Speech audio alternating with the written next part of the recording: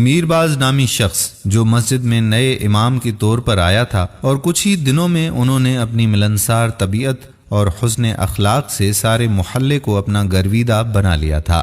ان کا سارا گھرانہ ہی نیک اور متقی تھا۔ ایک دن انہوں نے سوچا کہ محلے دار تو اکثر میری دعوت کرتے ہیں، میرا بھی یہ فرض بنتا ہے کہ میں ان کی دعوت کروں۔ یہ سوچ کر انہوں نے گھر میں 20-30 بندوں کے کھانے کا انتظام کیا اور سوچا کہ چلو کم از کم مسجد کے نمازیوں کی تو آج دعوت کر دیتا ہوں۔ مغرب کی نماز میں 30 کے قریب نمازی تھے۔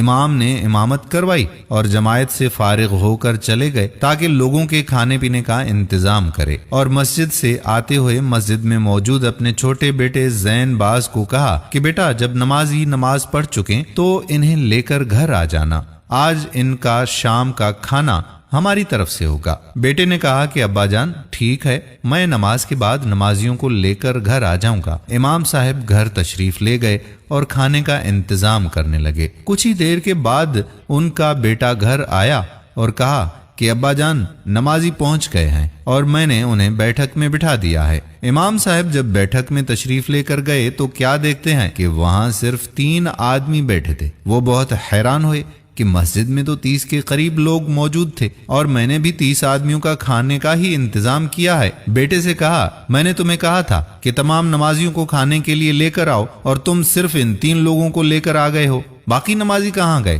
بیٹے نے کہا کہ ابا جان آپ نے فرمایا تھا کہ نمازیوں کو لے کر آنا۔ میں نے تمام نماز پڑھنے والوں سے پوچھا کہ آج امام صاحب نے جماعت کرواتے ہوئے کون سی صورتیں پڑھی اور آپ نے فرضوں کے بعد کی سنتوں میں کون کون سی صورت پڑھی، تو ان 3 کے سوا کسی کو بھی پتا نہیں تھا، ان کے دھیان ہی کہیں اور تھے۔ ابا جان نمازی تو وہ ہوتا ہے نا جس کا نماز کی طرف دھیان بھی ہو، جسے پتا ہو کہ میں اپنے رب کے سامنے کھڑا ہوں، جسے پتا ہے کہ میں اپنے رب کا کلام پڑھ رہا ہوں، جسے یہ معلوم ہو کہ میرا اللہ مجھے دیکھ رہا ہے اور میری طرف متوجہ ہے۔ ابا جان جسے یہ بھی پتا نہیں کہ وہ نماز میں کیا پڑھ رہا ہے یا امام صاحب نے کون سی صورت پڑھی، تو وہ تو نمازی نہیں ہے نا، اس کا صرف جسم نمازی ہو سکتا ہے، اس کی سوچ، اس کا دھیان، اس کی روح نمازی نہیں ہے۔ تو ابا جان مجھے تو پوری مسجد میں صرف اور صرف یہ 3 ہی نمازی ملے ہیں